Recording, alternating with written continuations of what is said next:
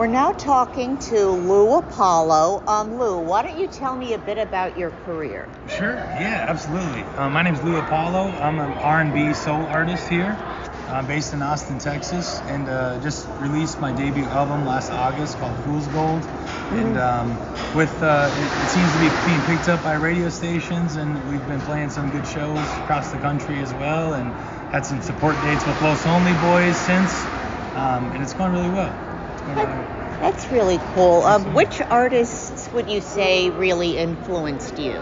Really, everything influences me. That's the thing. I grew up in northern Minnesota originally, so growing up I had Prince on one side. On my mother's side was playing Prince and Whitney Houston and all that good stuff. And then my dad was playing folk music like Bob Dylan, Neil Young, and Gordon Lightfoot. So it was kind of made for this amalgamation of all these different influences, all these different artists together. And what I kind of heard is just the umbrella of soul over top of it, and the soul music. And to me, every genre can have soul music, and so it can all be from the soul. So I love everything from old soul music to Sam and Dave to modern soul music to Leon Bridges. So everything. Leon Bridges is great. You know, where in Minnesota did you grow up? So northern Minnesota, I was about 20 minutes south of a town called Duluth, Minnesota, which is right on the point of Lake Superior. So very, very cold, like Arctic temperatures always, but it was made for a good upbringing. Kind of locked myself inside during the winters and just played guitar and listened to music. So.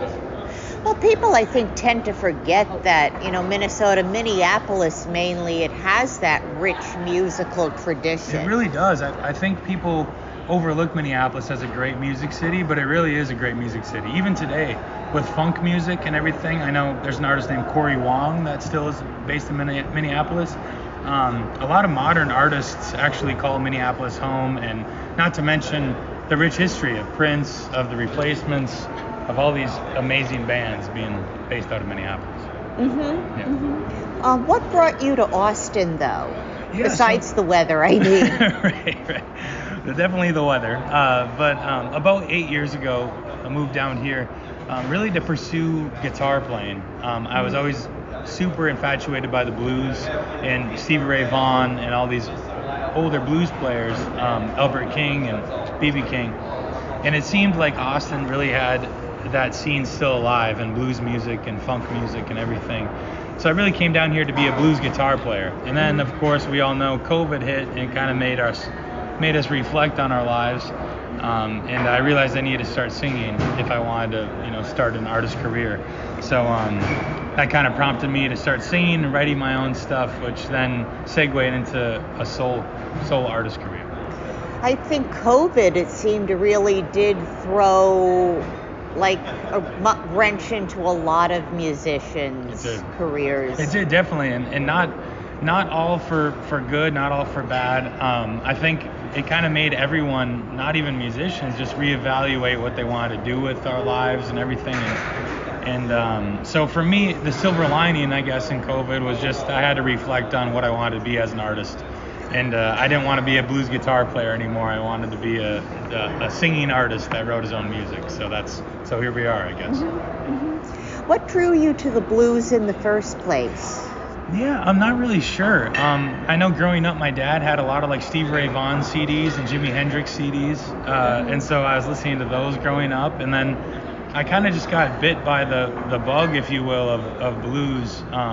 You know, Stevie Ray Vaughan was my entry in, and then I started discovering artists like Albert King, like Freddie King, like B.B. King, and then, you know, Robert Johnson, all these Delta blues players, and I just loved it all. I just loved all music growing up, and I felt most connected to the blues.